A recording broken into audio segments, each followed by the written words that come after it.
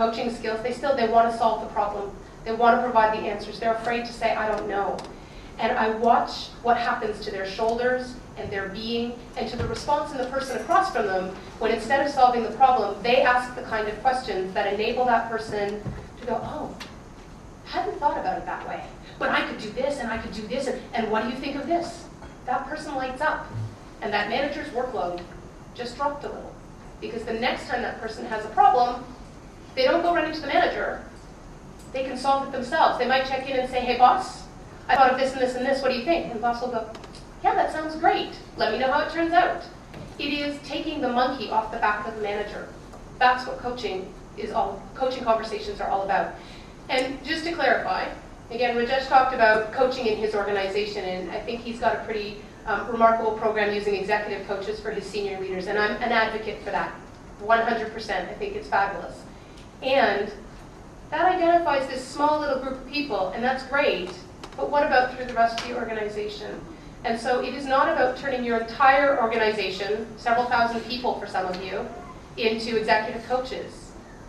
It is about giving your managers a toolkit, a different way of having everyday conversations, so that they are pulling the best out of their people, so that they are able to give the kind of feedback that isn't just about what people did wrong, but is about, I've noticed that you have this strength, and I'd like to see more of it, because I think that you could reach here when right now you're reaching here. And that's not a criticism, but that's a holding you to a higher standard because I believe in you and I can see evidence that you could bring more value.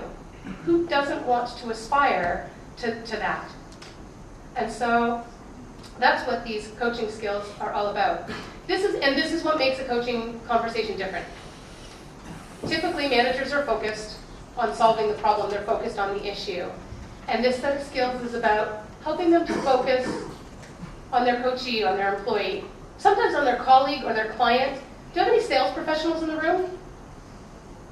I've got a couple, okay? So when you're talking with, when sales professionals are talking with a client, this is what they're getting at. This is the pull factor. And it is about what do they need and how do they think, and getting curious. And so when you're talking with employees or you're talking with colleagues or clients, asking rather than telling, because the wisdom will come out and the innovation will come out. And as managers, let's be real, managers still have an accountability piece and they're always wearing the manager hat. So sometimes they're going to offer solutions, and sometimes they're going to offer important data that an employee can't possibly have. But this is going to shift how they have the conversation. So we have, I'm really excited to be bringing our book to you, because I work with a team of people who've been working with leaders for a long time and have been watching their leaders struggle and watching them say, okay, so this is great, our executive, our top team are getting executive coaching, but what do we do in the ranks and how do we shift the culture of the organization? And so they've written a little book on it, and we have some outside. What I think is most exciting about this is that, again, it's a collaboration, and it has been a process of coaching each other. We had this conversation earlier, and that remarkable possibilities that are created when we get different voices in the room. And again, I think if I were to capture the message into a tidy little bow here, it is that whatever your organization is doing about engagement, whatever your organization is doing about talent acquisition, given the current constantly changing marketplace, because really I would say that the greatest challenge your managers or any of you face is the crippling pace of change. The only thing that you can count on is that whatever you counted on today, you probably can't count on tomorrow. And so this is, for me, this is about, so if I can't count on anything tomorrow that I knew yesterday to be true, how do I have meaningful conversations with the people around me that find out what we can count on today and how we leverage that? And how do I leverage the strengths of the people that I'm working with? And so again, you guys spoke so well, I keep coming back to what you said. Because most of you in the room are HR leaders. So, and you can't do everything. You cannot be everything to your organization. You cannot be everything to all people, and you can't reach all of the people. So how do you coach your managers? How do you equip them with the skills so that you don't have to do it all for them, and so that they can do it in a way that doesn't feel like a whole other piece of workload? Because that's the other thing. This is not about adding a huge new workload piece to your manager's plates, because they'll resist that. It is about ultimately making their workload easier, because by having a different kind of conversation, they get to put the monkey back on the plate of their employees. They get to pull out innovation and initiative from their employees so that they don't have to micromanage, so that they can focus on their jobs as managers, and their people can focus on what they are good at and at coming up with new solutions and doing their work. So I think I've said my piece on coaching for engagement, and I'd love to hear questions from all of you, so I will turn it back to Vijay. Thank you very much.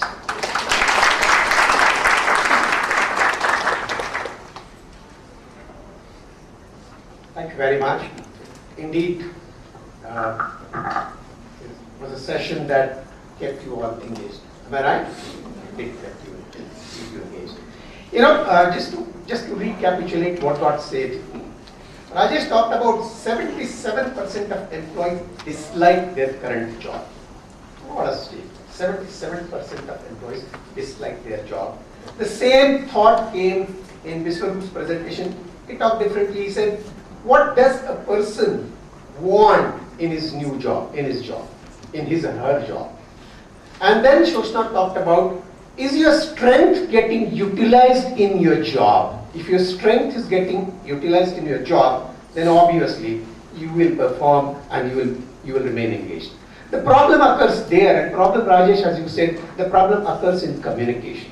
What we communicate when we offer the job, or what we hear when we take the job, and finally what we see that is delivered at our desk to perform. And I must tell you a little story on that. A little story on how a gap can occur in what is communicated and what I heard.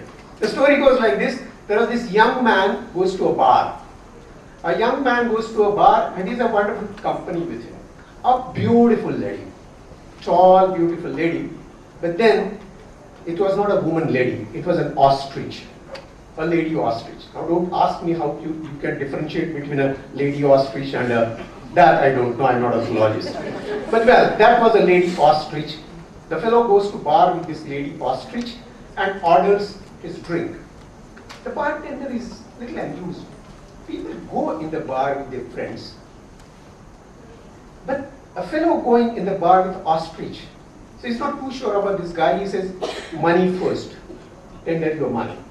So he's okay, he orders his whiskey, a large, and he looks at the ostrich, what do you want? And the ostrich says, oh, come on, I want a long drink. Okay, get me a screwdriver. The bartender says, okay, money, here it is. 679 rupees, 33 paisa with that. The fellow puts his hand into the pocket, comes up with money, here it is. 679 rupees, 33 paisa, nothing more, nothing less. The bartender is impressed, gives him the drink. The drink is over. The lady ostrich also finishes her drink. The second drink is ordered. This fellow then decides to go for a beer. He says, okay, give me a beer, draft beer. The lady ostrich says, why can't I have whiskey? So she says, I want a double whiskey. On the rocks. Again, the price. He says, 789 rupees with 57 paisa. Goes the hand into the pocket. The fellow comes with 789 rupees with 77 paisa. Nothing less, nothing more. Third drink, the bartender then says, I'm going to give you free drink this time. But tell me, how do you always come up with the exact change? How do you come up with the exact change? That's a lesson in communication I got. But anyway, if you're willing to listen, I'll tell you. Okay, tell me. He said, look, the other day I had nothing to do. It was a lazy Friday. And you know, I used to call Friday a poet's day. Push up early, tomorrow is Saturday. That's right, poet's day, Friday. So on a lazy Friday, I was on the sea, I was on the beach. And I was just, playing with the sand. And I suddenly found an old lamp. The Aladdin ka chirag. And I saw that's the Aladdin chirag that I picked up from the sand. And I saw this beautiful mantelpiece on my table, so I decided polish it. And as you polish the Allah, the chirag, the lamp, you know what comes out? The genie comes out. The genie said, Haka, my huzur, you have freed me from this lamp and I grant you 2 wishes. 2 wishes. So he said, my first wish was about that. Whenever I want as much money I need, I must get that money. As much as I need. And that's the wish granted. So I don't have to go to bank. I don't have to save. I'm not worried about income tax. I'm not worried about anything. So whenever I need as much money I need, I only have to put my hand into my pocket and comes the money. The fellow said, okay, I understood your first wish. But what about this ostrich? He said, yeah, there the communication went wrong. So what happened? He said, I asked for a long-legged cheek. See, this is most of the time the things go wrong in communication here. The employee sitting in communication meeting, whichever way it is conducted, whichever best way it is conducted, he or she is wanting to listen to something that he or she is interested in. And if you are going to talk about the competition and the problems on the cost and the problems with the delivery to the customer, and therefore I want more productivity, you don't create engagement.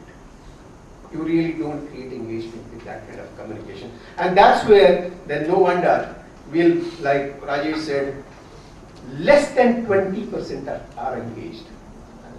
It's a bad statistics, whether it is 20% or 23% or 28%, or whether it is 77% unhappy with the current type of work. The statistics may vary here and there, but certainly it's bad. Only a good message that comes from Shoshana, as it happens in India, she gave a large percentage of people who find strength in their job. That's something great. We're so happy about it, and no wonder therefore you got a good applause. So, what comes out? What comes out? You need fun at work, you need adventure, you need communication. But in communication, you must be able, at least one piece of that communication, must address the employee's need, something that interests him or her. Vishwarup talked of different drives, and one amazing drive he talked about, drive to defend. Okay. He also talked of something we have heard long back, different strokes for different people. He says one size doesn't fit all. A great thought that comes from Shoshana, she talked about, you need to be adaptogenic. That's a wonderful term that I heard today. And she said coaching is what makes you adaptogenic. You must be able to adapt. And as she said, on the list of 8 competencies, your technical expertise comes last. You really can't succeed in your life only with technical expertise. In fact, that comes at number 8, and of course we have heard it earlier also. Technical expertise does not give you success. It is required. It's a basic ticket of admission. It's a basic ticket of admission to the job. But thereafter, what you do with that, then there are 7 other competencies. And the first competency she talked about, that you should be able to work under a good coach, and you should of course be a good coach. No doubt, the bosses are supposed to be coaches, and we are not always very happy to get a good boss. Boss is some very interesting phenomena, a very interesting character that is. You know, I have 2 definitions of bosses, and I'm also a boss, and I don't know which definition I put in. 2 bosses, B-O-S-S, biggest obstacle for subordinate to succeed. And the second definition of boss could be one who provides big opportunities for subordinate to succeed. That's the coach she talked about. The coach who makes you adaptogenic. And if I have that kind of a coach, I can assure you I will be perpetually engaged. At the end, I would also only like to say that engagement has come up with a new meaning in last 30 years. 30 years back, engagement means the middle ring, the ring in the middle finger.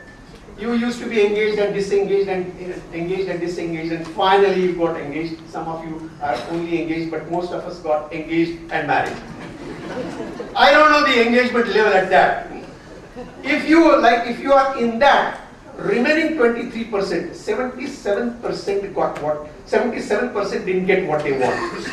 If you are in remaining 23%, then I'm sure you are all engaged in life. And I mean, the engagement is finally, as I said right in the beginning, engagement is something to do with soul, heart. If I'm able to put my heart and soul in the job, that's my engagement. And engagement, as Mr. Roop said, probably has nothing to do with satisfaction. There are satisfied guys in the organization who are not engaged, who produce nothing. And there are engaged people, they are not satisfied, but they are engaged. They may work with you only for 2 years or 3 years, but while they work with you for 2 years or 3 years, they do a great job. They give you wonderful returns. The idea of engagement, talking about engagement, is we must be able to retain the engaged and satisfied. We must be able to ensure that the organization takes care of satisfaction of the engaged. There's a new thought that comes in HR management now, differentiated workforce. It talks of not human resources are important, but some human resources are far more critically important than the rest of human resources. And Professor Richard Betty has come up with a new book, and that's the initiative we are doing in JP Group now. Differentiated workforce. In every organization, you have a strategically important workforce, a certain number, and you have to ensure that this number, these guys who fit into the strategically differentiated workforce, as we may call them, they have to be completely satisfied. Whether satisfied or not, but they must be engaged. Satisfaction is a myth. You're never satisfied perpetually. You're never satisfied. But engaged, yes, you can be perpetually engaged. Different dimensions of engagement you heard, including a beautiful presentation of coaching and mentoring. A good coach, a good mentor can really keep you engaged. And can also, you can derive a great amount of satisfaction from a good coach and good mentor. 3 speakers have done justice to the subject, and we have a couple of minutes now for you to do the justice to the subject by asking questions. Please shoot.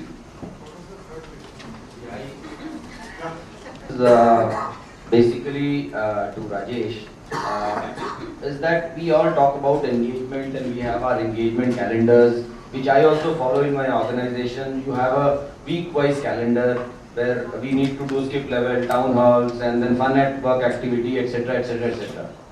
But, and we are doing it maybe for last post-recession, where the recruitment had gone down. We have in fact training, etc., have taken a back seat, and suddenly when there was a spurt, we all focused that employee needs to be kept engaged because we want a talent retention.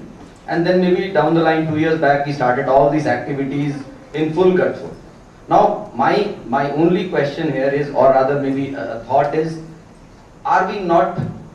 is it not leading to an overkill? We want a week calendar where we want to keep people engaged, and per se, like in an infotech organization where you have people spread across all the locations, then you would, at every location, they will be following the same module or the corporate calendar which we roll out. But do we really think, fine, keeping people engaged is you can say the mantra now. But the whole point here is that, is there any tool where we can measure whether this engagement is effective or not? Because if we start doing this activity, because that is what I also feel and I also do. But the whole point here is, if I want my people every week to come either for a skip level meeting or for a town hall or come to some fun at work activity, is there not going to be a fatigue at the end of the day? Am I going to achieve what I have started off? How do I measure this? Question is understood, please. Yeah, alright. So different aspects to it. One, the corporate calendar is not overruling the local calendar. So there's a broad guideline, but local locations would have their own calendar. Second, all activities do not involve everyone, right? So a skip level will involve, in a location here, 2,000 people may involve only 15, 20 people that are going to be. So the HR person's calendar is there, but the idea of a calendar is to let the others know that I'm meeting these 15. So things are happening. Otherwise, only those 15 know that you are meeting. The rest of them don't know really a skip level is happening. Once the calendar is put up, yes, there is a possibility people are being met. If they want, they can nominate themselves also for the skip level or be a meeting team or etc. So the things, I mean, there is a mix of things. That's part one of your answer. How do you measure? Use your in-house tools, external consultants to measure, different ways to measure. You know, Subhashi talked about, Viswarup talked about the Q12. I really find that very effective. Do I know the basic things? Do I have the materials and equipment to do my work right? You word it, whatever, use Gallup. Do you, first are the basics there? Do I have the basic stuff? Do I know what is expected from me at work? Yeah, do I receive praise? Do I receive recognitions? Are my goals clear? If the basics are there, the rest of the things fall in place. The problem is most often we tend to do the nicer things to do, but don't do the basics. And without the basics, the building falls. Sure. As you quoted, said, the associates were allowed to do their job the way they wished. And in case of a problem that they faced, they went up to the managers and spoke about it. This, I thought, was engagement in a way. But then, didn't it go against the employee empowerment? I thought that there was a conflict between employee empowerment and engagement over there. So, can you enlighten me on that? Right.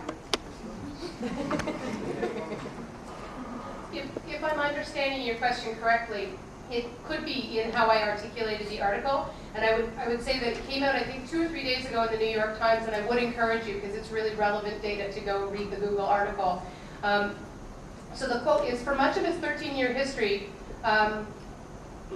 particularly the early years, Google has taken a pretty simple approach to management. Leave people alone, let the engineers do their stuff. If they become stuck, they'll ask their bosses, whose deep technical expertise propelled them into management in the first place. What they found in the study is that the engineers still wanted to go to their bosses, but they weren't going to them for their deep technical expertise. They were going to them for their ability to coach. And so it was important that managers have the technical expertise. Sometimes, if you know more than me about building blocks, sometimes I just need you to teach me. But if I'm pretty smart about building blocks, really, as a manager, what I need is for you to ask me the questions that will help me think about it differently so I discover what I already know. And that's what these engineers were after, that coaching conversation. Did that answer your question? Absolutely, ma'am. Thank you. Okay. Okay. My question is, what is the difference between coaching process and mentoring process, and where can you put one or two examples? Can you put one or two examples where we can use this process in corporates? Absolutely. Okay, so you're asking the question of the day. So the laughter up here is because we had this conversation before. And I'm on LinkedIn, and this conversation happens around the world. And I will give you my perspective that I know is shared by others, and I will say to you that there are those who might disagree with me. Mentoring, from my perspective, and the definition that I'm working from on mentoring is about sharing wisdom, expertise, and experience. So if I'm looking to move into a new job or a new level in the organization, then I will look for somebody who's been there, done that before me, to be my mentor. And they'll share their experience, their wisdom, their knowledge, their expertise on what they've done that's worked and what they suggest I might try. If I were to go to a coach will not tell me what to do. A good coach will ask me questions that help me think differently about it. A good coach might challenge my thinking and help me figure out who I want as a mentor and what are the criteria, because maybe I haven't thought about those things as clearly as I'd like to. But a good coach holds the process, the questions, so that the person they're coaching is the content expert. For managers, they're wearing a dual hat, because sometimes they've got expertise on the content too, and it's important that they answer, that they are able to bring that expertise into a conversation. But the coaching part of it is about asking the right questions and listening in a different way than we're used to listening. Listening for what's underneath, listening for what the wisdom is that the person holds, and challenging them to think about things differently. In terms of how that fits in an organization, both coaching and mentoring can be formal programs, and those are fantastic, and they can happen really informally. I have lots of mentors that I've had over my lifetime that are not through a formally organized relationship, and they've been very powerful. I have both a formal coach, because I believe that as a coach, I should have a coach, but I also have people in my life who have coached me by asking the right question in the right moment to move me forward. Does that answer your question? Can I? You mean to say one thing, the coach is important rather than the mentor is important? I think they're equally important and they serve different functions. I think ideally, the ideal mentor has some coaching skills so that they can also ask good questions. So that is the basic question is, can you give one or two examples where we can use the coaching process, where we can use the mentoring process?